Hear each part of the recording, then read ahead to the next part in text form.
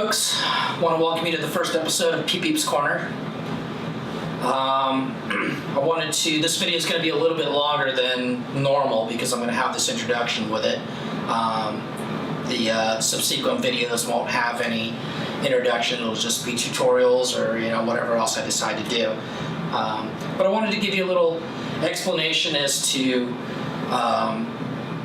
what the videos are going to be about, why I decided to do this, and how we came up with the name.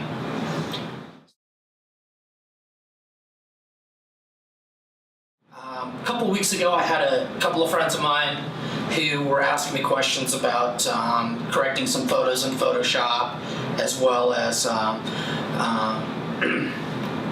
figuring out how to get a good kick drum sound with their mixes.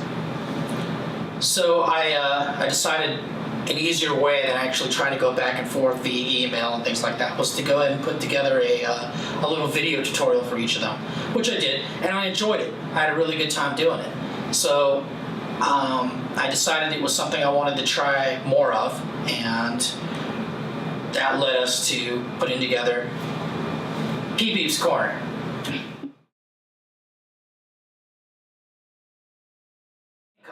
Well, my lovely wife Dana actually came up with the idea of calling it Peep Peep's Corner. For those of you who don't know, the name Peep Peep is a nickname that was given to me by my dad when I was just a little guy. And ironically, he never actually used the name Peep Peep. He never called me Peep Peep.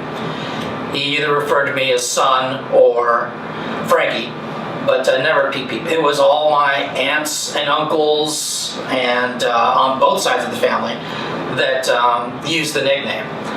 So when we were growing up in the Philippines, I was referred to as Peep Peep by all my aunts and uncles and cousins over there as well. When we came back to the United States in 1980, we would go visit our cousins on my mom's side in Superior, Arizona, quite often. And they had a tendency to drop the P off the end of the Peep Peep. So for a while there, growing up, I wasn't known as Francisco, which is fun to say, or Frankie, or even Peep Peep. I was known as Peep Peep. That means taking a whiz, right? Just some color bunnies and rainbows. To be the girl I was. Color bunnies and rainbows. Father!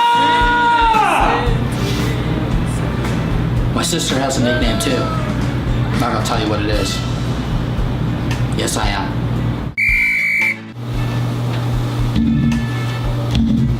My Uncle Marcelino used to call me Pancho. He was the only one.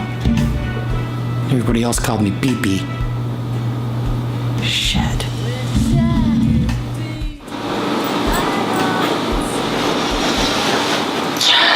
So the show is called Peep Peep's Corner, not Peep Peep's Corner. Just wanted to clarify that.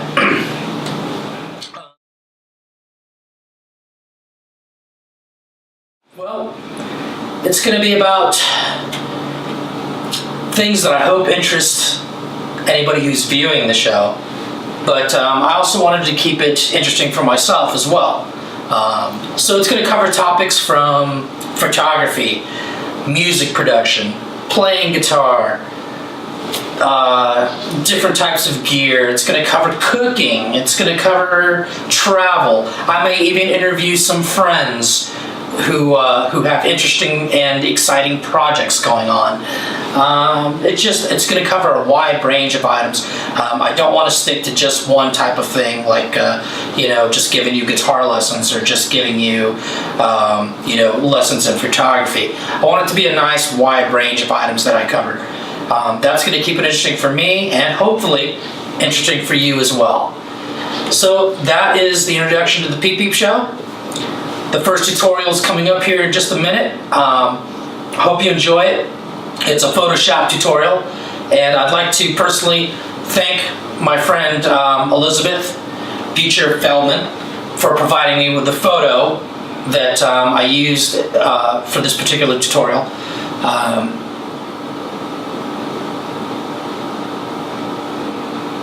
So that's it. I don't have anything else to say.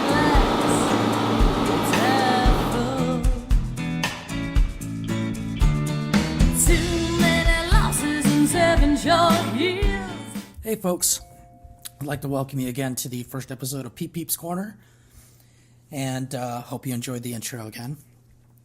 In today's episode, what I'd like to cover is a issue that comes up with consumer photography, where the camera flash actually causes some laser eye effect, or white eye effect I like to call it, which most red eye tools will not fix because there's no red in those glares or the glints in the eyes. It's white. So your red eye tool won't find that and fix it.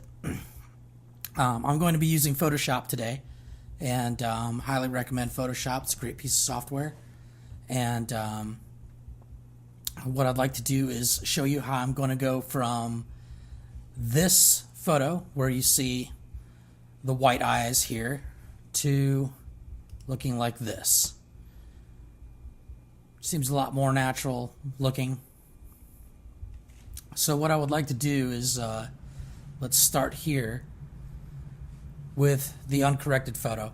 And the first thing I'm going to do is come right over here to the layers here in Photoshop. And again, if you don't have Photoshop, hopefully whatever photo editing software you have will give you the same sort of tools that I'm going to be using today to correct this. So hopefully you can still follow along. If not, like I said, Photoshop, highly recommend it. Great piece of software. I've been using it for years. So back to the tutorial here. First thing I'm going to do is double click right here on the word background, and that's going to bring up a little dialog box here.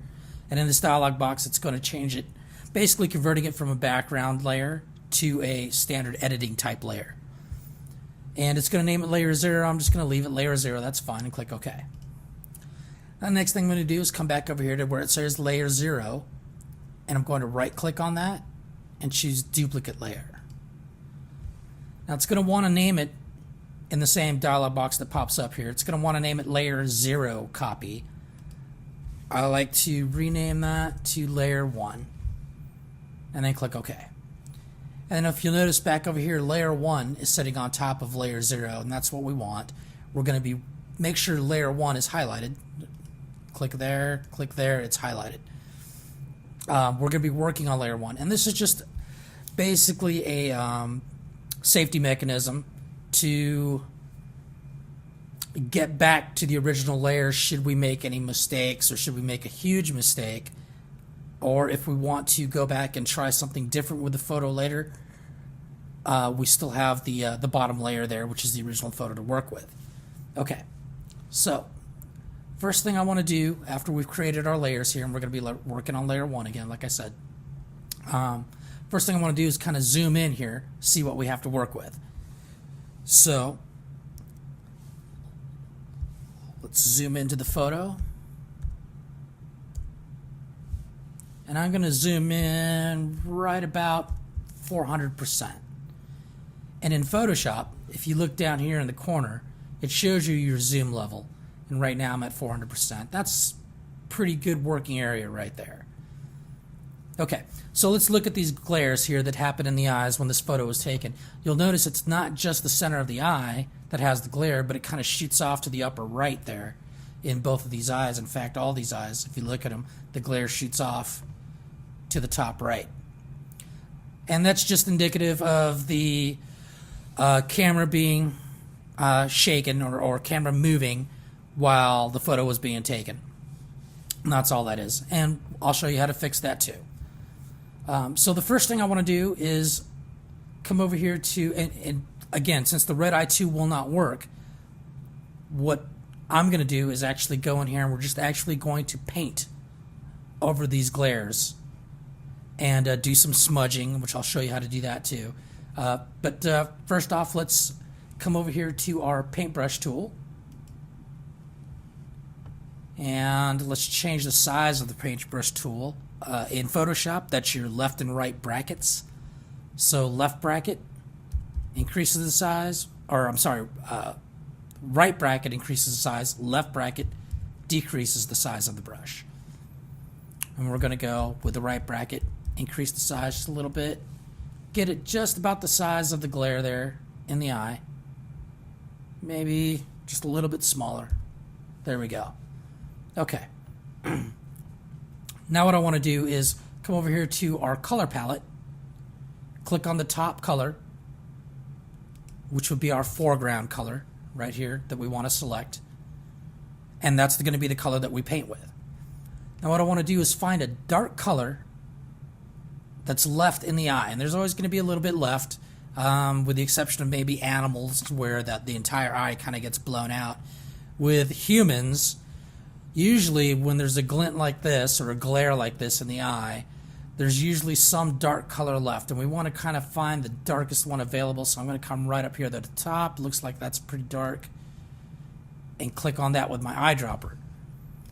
Now you'll see this section of the color picker changes to whatever color you picked, and right now we're sitting somewhere around a purplish gray, looks like.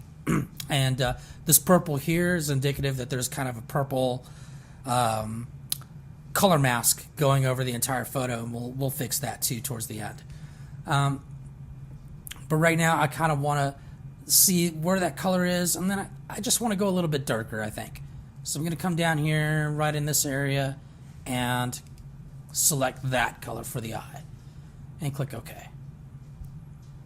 And then literally I'm just going to start clicking and painting.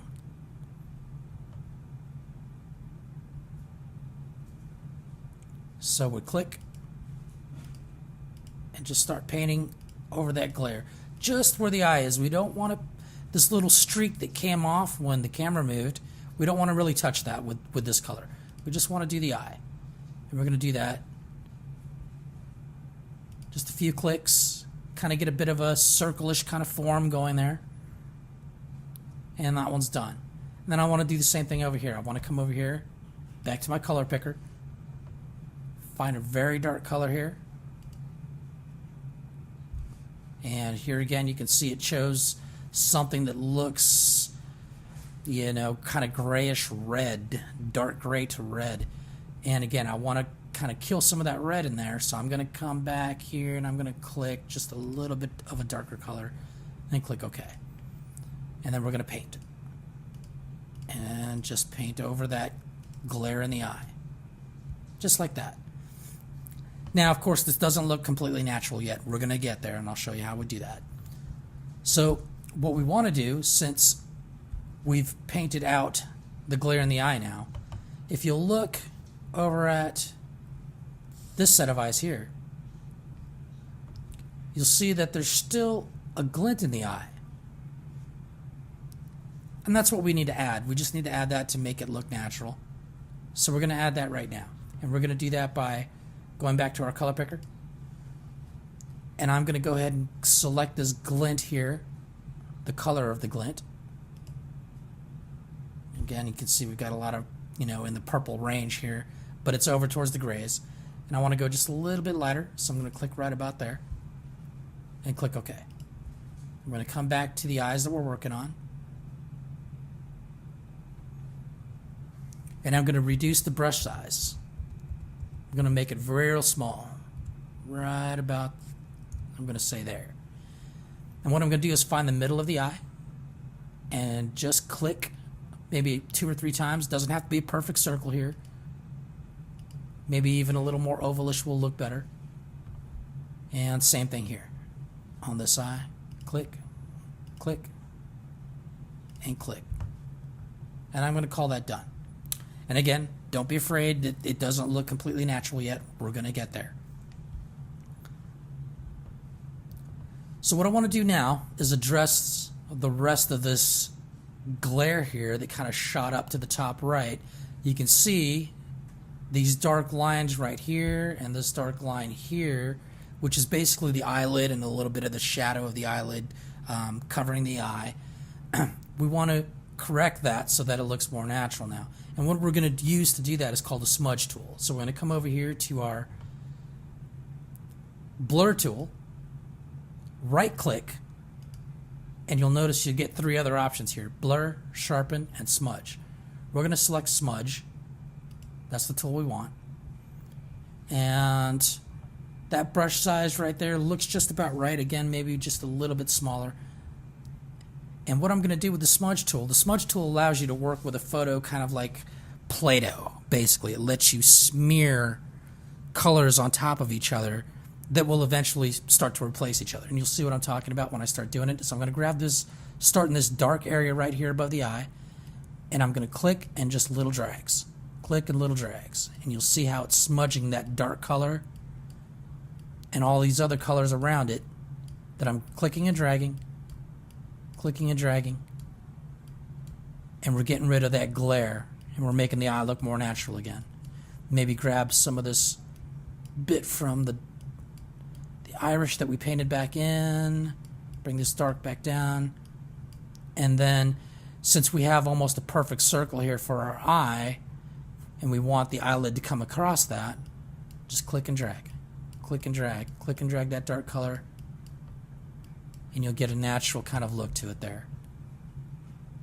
And some dark here that I want to get rid of, so I'm going to drag that white from the eye over that, bring that back to looking a little bit more circular there. And then we're going to do the same thing over here. In this section here where there's glares coming up right here, we're just going to take this dark color and drag.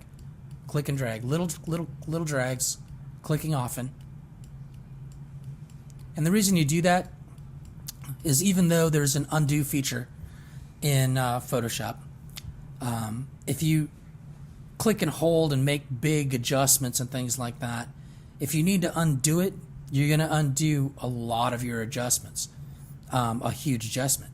If you're doing small adjustments, clicking and dragging, when you need to undo something, it undoes just the very last little move you made. And that's what we're looking for. And then same thing here, I'm going to click this dark area and just come over the top of the eye so that those eyelashes and the eyelid actually do come over the top of the eye like they're supposed to.